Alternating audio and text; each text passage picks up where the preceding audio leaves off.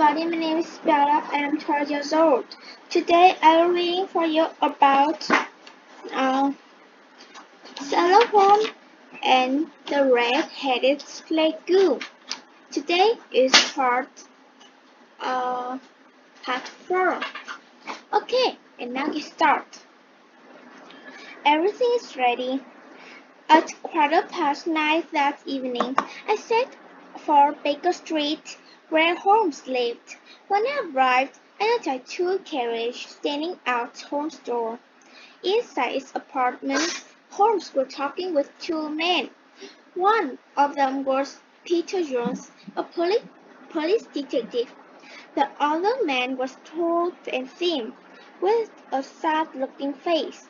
"Hello, Weston," said Holmes. "I think you already know Mr. Jones, of Scotland Yard. Let me introduce Mr. Merriweather. Mr. Merriweather is also coming with us tonight." "I beg your pardon," said Mr. Merriweather sadly. "I usually play cards with friends on Saturday evenings. I have played cards every Saturday night for the last 27 years. "I think," said Sherlock Holmes, "that tonight you will be playing a more exciting game than cards. You, Mr. Merriweather, may lose £30,000. You, Jones, may win the prize of criminal you want to catch. Criminal John Clay, murders and theft," said Jones. "He's a young man, but he's a very clever criminal.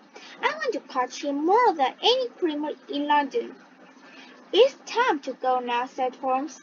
"Two carriages are waiting. You two take the first carriage, and Watson and I will follow in the second." The carriage went quickly through the dark streets. "I wonder where we're going." "We're near there," Holmes said to me. "Alas, this man Merriweather is the bank manager. I wanted John to come with us, too. He's a good man. He's not very clever, but he is very brave. Ah, here we are." We were in the same busy street with which Holmes and I had visited earlier in the day. We got out of the carriage that Holmes Merriweather took us down to the small side door. Through the door was a corridor with an iron gate at the end. Mr. Merriweather opened this gate and stopped the lantern. Then he took us down some steps and through another gate. At last, we were in a larger cellar. The cellar was full of large boxes. Holmes took out his magnifying glass and went on knees to the door. He examined the stones on the floor. Then he jumped up and put the glass back in his pocket. "We have about an hour," he said. "The criminals will wait until Mr. Watson is in bed. Then they will move quickly. Watson, we're in the cellar of one of the most important banks in London. Mr. Merriweather is the manager of his bank. He will explain why criminals are interested in this cellar at the moment." "About 2 months ago," whispered Mr.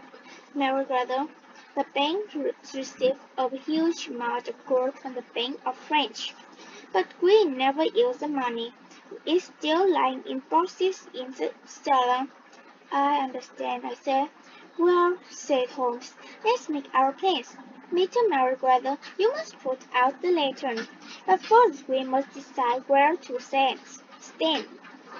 These men are dangerous, and we must move carefully. I want you to hide behind these bars. When I shine my light on the men, attack them. If they fire guns, Watson, shoot back at once." I hid behind a wooden box and put my gun on the top. Merriweather put out the lantern, and we were in complete darkness. "They have only one way to escape," whispered Holmes. "That's big observation shot into Success Congress Square. Have you done what I asked you, Jones?" 3 police officers were waiting at the front door of Wilson's shop, replied Jones. "Excellent. Then everything is ready. and now we must be silent and wait.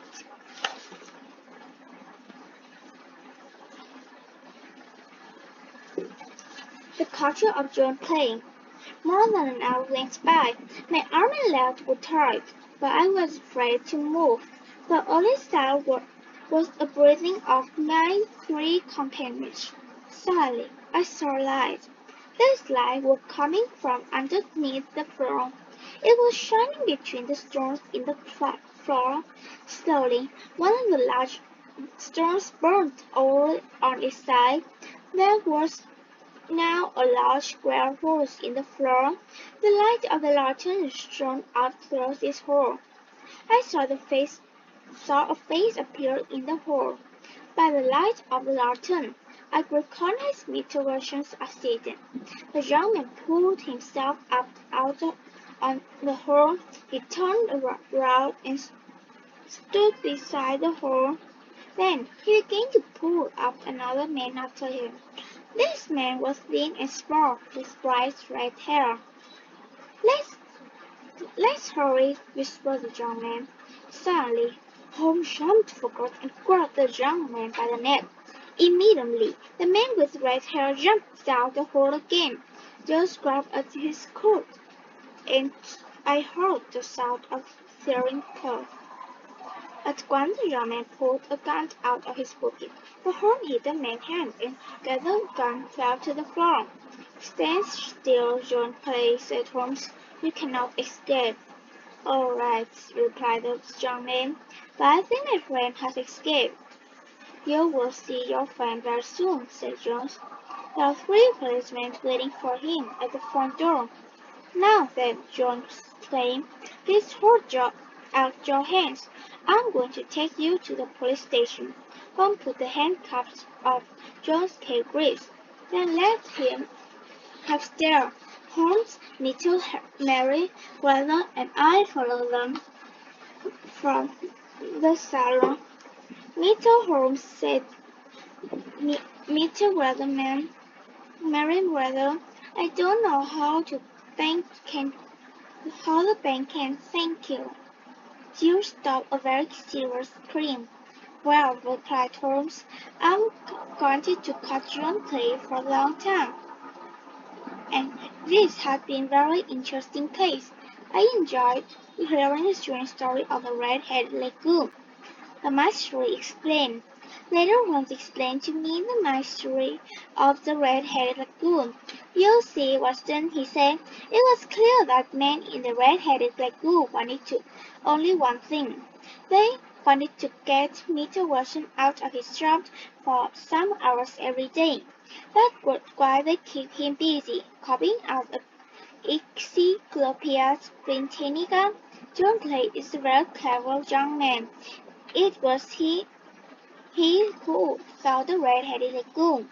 He thought of it because Mr. Watson's hair was the same color as his friend's hair, very bright red. Clay put the advertisement in the newspaper. Then he showed the advertisement to Mr. Watson. His success. Mr. Watson that he should apply for the vacancy in the lagoon. When Mr. Watson told her that his accident was working for her thing, I knew he must have special reason for wanting the job. But Holmes, I said, how could you know what that reason was? Mr. Wilson's building is small, explained Holmes. There was nothing inside this house to attract criminals, so I knew it must be something outside the house. What could it be? Mr. Wilson told us that Wilson Spaulding, or John Clay, spent many hours in the cellar. The cellar. He was doing something in the cellar. I asked more questions about Wilson Spaulding. I found out that he was John Clay, one of the London's most dangerous criminals. What could John Clay want in Wilson's cellar? I could think of only one answer. He was digging a tunnel to another building. Then we visited South 6 Convert Square, and I surprised you by knocking on the pavement with my stick. I want to find exactly where the cellar was. I knew from the sound that my stick made that there There was no cellar in front of the house. The round turtles were dirty. Clearly he had been digging for many hours.